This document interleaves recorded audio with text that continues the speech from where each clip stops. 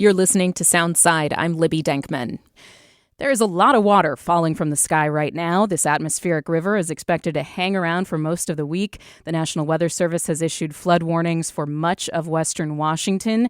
18 rivers around the region are expected to reach major flooding levels by Friday, according to the Seattle Times, and a few could break records. Some communities are already feeling the effects, like road closures, and that includes Carnation in the Snoqualmie Valley, east of Seattle. Carnation sits at the junction of the Snoqualmie River and the Tolt River. Rhonda Ender is city manager for Carnation. Rhonda, thanks very much for being here. Thank you for having me. So what are you seeing in your community right now, Rhonda? Can you paint us a picture of how things are going in Carnation? Sure. We are a small city. We're about 1 square mile in size. So within city limits, we're currently not seeing any flooding. However, around us is a very rural, unincorporated King County, and they are seeing quite a bit of flooding around us. So what the effect is it creates Carnation becoming an island. So it's hard to get in and out of Carnation right now. It's hard to get resources in and out of Carnation. So there are several closed roads, including Northeast Tolt Hill Road, which frequently closes with heavy rains. And then other sections of Highway 203 have been closed and reopened and are anticipated to close again with the increased rain coming tonight. So are these rivers over the banks? Is that what is happening here around Carnation? Yes, they are.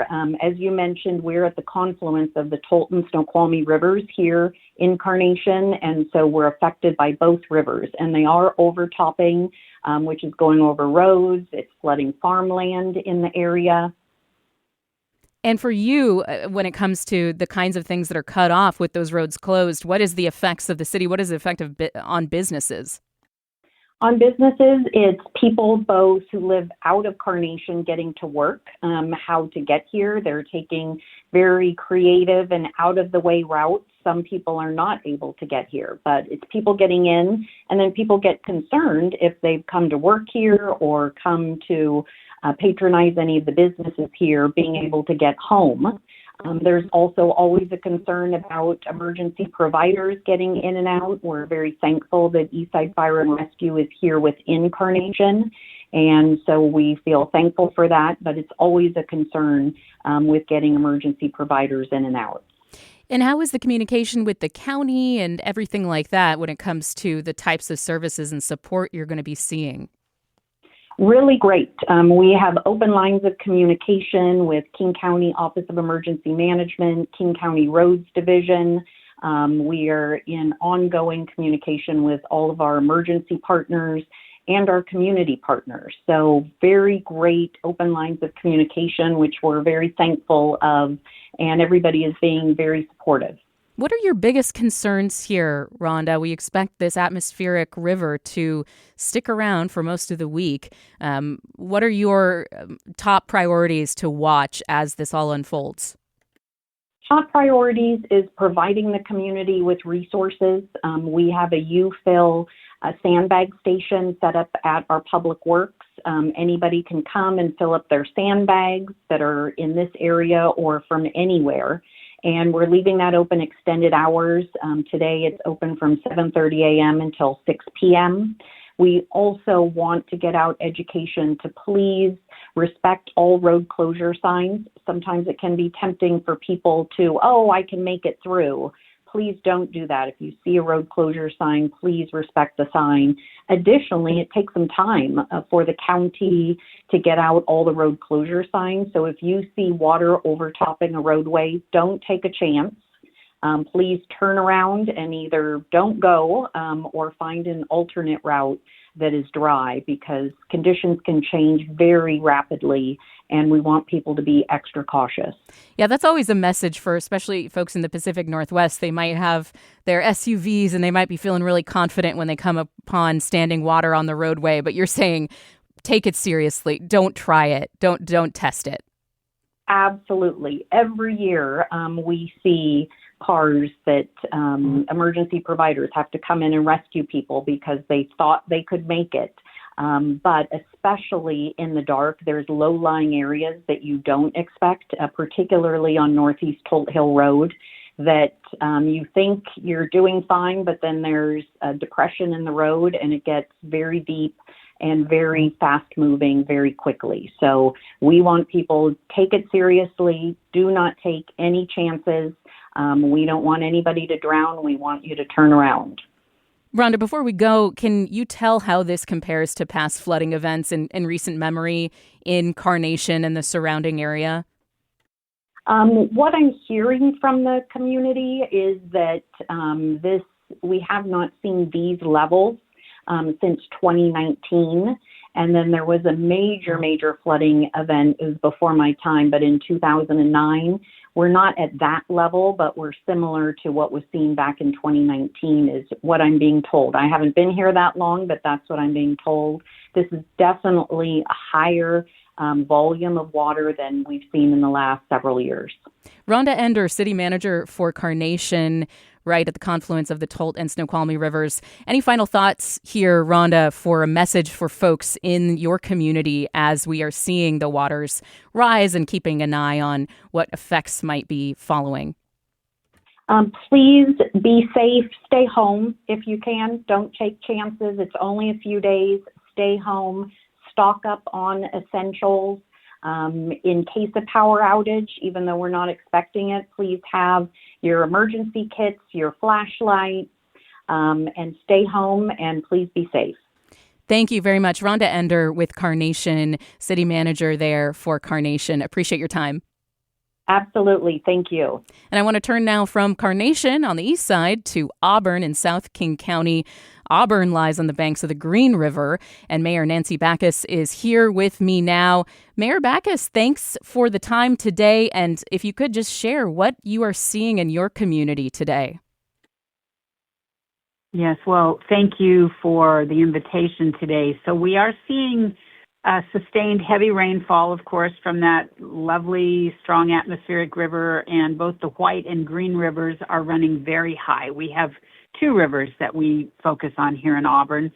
The Green River is at phase 4, and water is already over portions of Green River Road, especially on the King County side and over South 277th Street and Auburn Way North, up at the north end of our city. We have multiple roads currently flooded and closed. Green River Road Southeast, D Street Northeast in 2 segments, and South 277th Street from Auburn Way North up into Kent. Kent has closed West Valley Highway between Frager Road and South 277th, and then other roads are also closed due to street flooding. We've had some small landslides around the city, and we do expect more minor movement due to the saturated soils. It sounds like road closures for sure, and then the small landslides, as you mentioned. What about residential or businesses? Are any buildings affected that you know of so far? So we haven't seen any widespread residential flooding yet. There are some locations with a little bit along the Green River, and conditions are evolving quickly, and localized flooding continues to be a concern, of course. But we have seen water rising quickly in some low-lying neighborhoods and park areas like Isaac Evans Park, the golf course, which is closed today, and Regner Park is also closed. That's just for public safety, but there is water across the roadways around the golf course. So we want to make sure that everyone is safe. And if you're feeling unsafe, you do not have to wait to leave. Everyone who lives near the river should be prepared to leave at any time. And the city has a website with resources at auburnwa.gov/flood. Is there a concern about people either getting stranded where they're not able to leave their neighborhood if they wait too long, or maybe getting stranded out at work and unable to get back to their residences today? Is that something that you're following? So we're not anticipating that right now. I mean, the roads that are closed, you know, there are some significant road closures, but we're not anticipating a great deal more than that.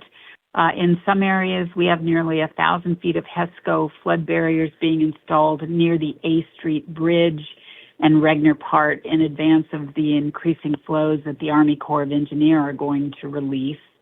So we are monitoring that. Of course, we're concerned at our bridges, the 8th Street Bridge, but there's still room in Green River.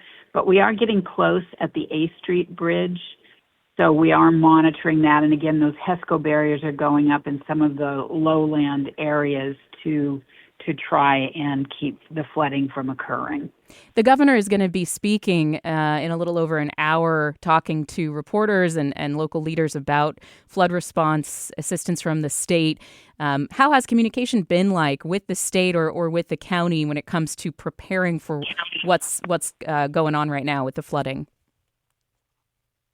Right. So I do know that our emergency manager, Matthew Colpitz, has been working very closely with all of the neighboring agencies.